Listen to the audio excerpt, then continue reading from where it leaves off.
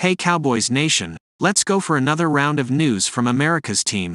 Watch until the end so you don't miss any news and sign up to stay tuned for everything that comes out about the Cowboys. The Falcons are going through a rocky moment in the Arthur Smith era after benching Desmond Ridder in favor of Taylor Heinicke.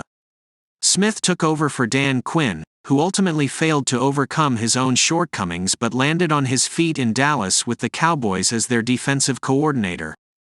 The former Falcons head coach has thrived under Mike McCarthy. As a coordinator, his player-coach persona resonates more consistently than as a head coach. The results rarely fall on him, and he can constantly go to bat for his players without the responsibility of answering to the media, but that might not be the case for long. Quinn has been a hot head coaching candidate since arriving in Dallas.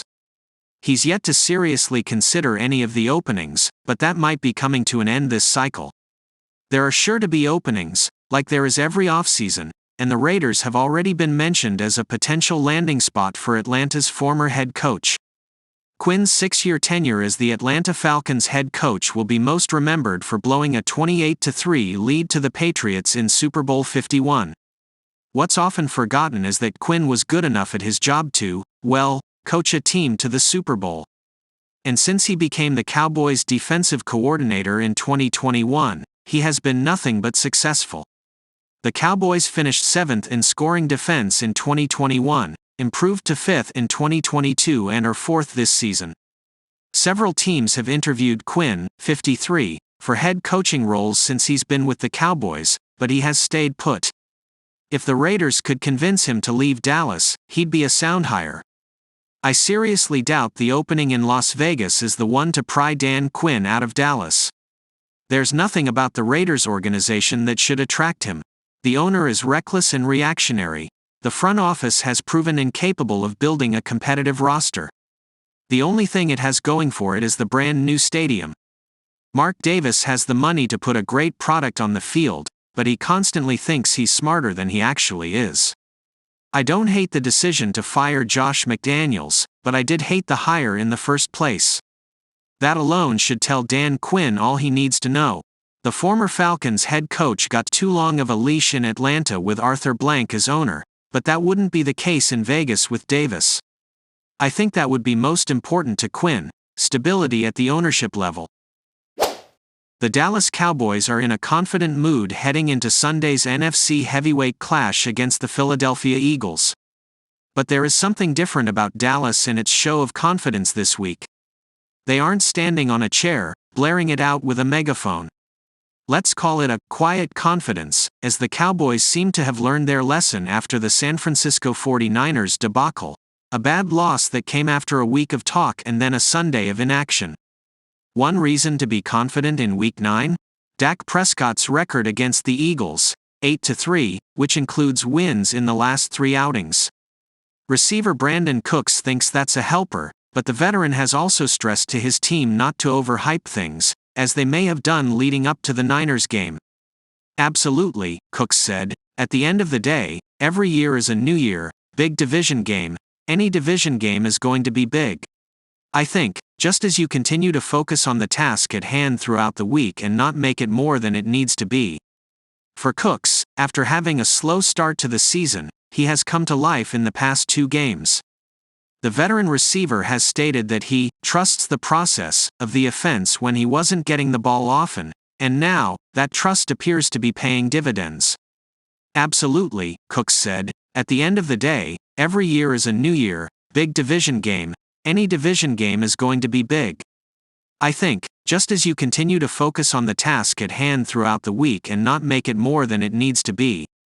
For Cooks, after having a slow start to the season, he has come to life in the past 2 games.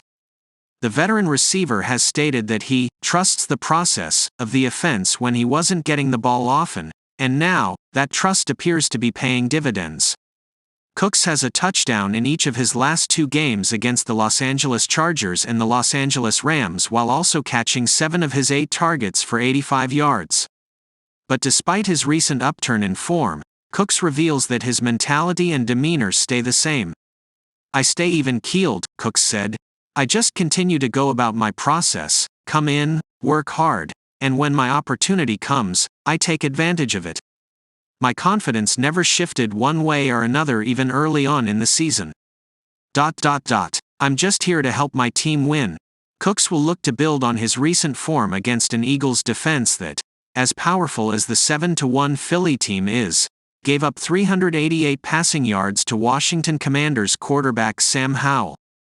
If the 5-2 Cowboys are to make an NFC statement and roll into Lincoln Financial Field, and emerge victorious, then Cooks in the offense will have to make the most of their opportunities when they are presented. With more action than talk. The latest Dallas Cowboys news shows the team's roster has some appeal across the league as the franchise lost 2 players on the NFL trade deadline. Tight end Éric Saubert was claimed by the Texans. Guard Chris Glazer is now on the Jets. These transactions took place on October 31, 2023, the same day as the trade deadline. Both players were on the Cowboys practice squad, and NFL rules allow opposing teams to sign individuals if they get a spot on the 53-man active roster. Dallas filled one of these vacancies by signing veteran offensive lineman Dakota Shepley. Less than 1 week after signing Éric Saubert to the practice squad, during the team's bye week, and using his first elevation to the active roster in Week 8 against the Los Angeles Rams, the veteran tight end has been poached by the Houston Texans, the Cowboys website detailed. He must now remain on their active roster for a minimum of 3 games. The same is true of offensive lineman, guard, Chris Glazer, who was also poached, though he's heading to the New York Jets, effective immediately. To replace Glazer, the Cowboys re-signed Dakota Shepley to the practice squad, ensuring insurance for the offensive line. Cowboys news. Dallas past deals reason for no trades at NFL deadline? Saubert played in 1 game with the Cowboys after signing with the team on October 24. The veteran previously had stints with the Falcons, Bears, Jaguars and Broncos before joining the Cowboys this season. The Dallas front office is drawing criticism for not making a move at the NFL trade deadline. Cowboys fans' frustration is amplified by the fact that other NFC contenders like the 49ers, Eagles and Seahawks all made significant deals at the deadline. The NFL trade deadline went on Tuesday without the Dallas Cowboys making a move.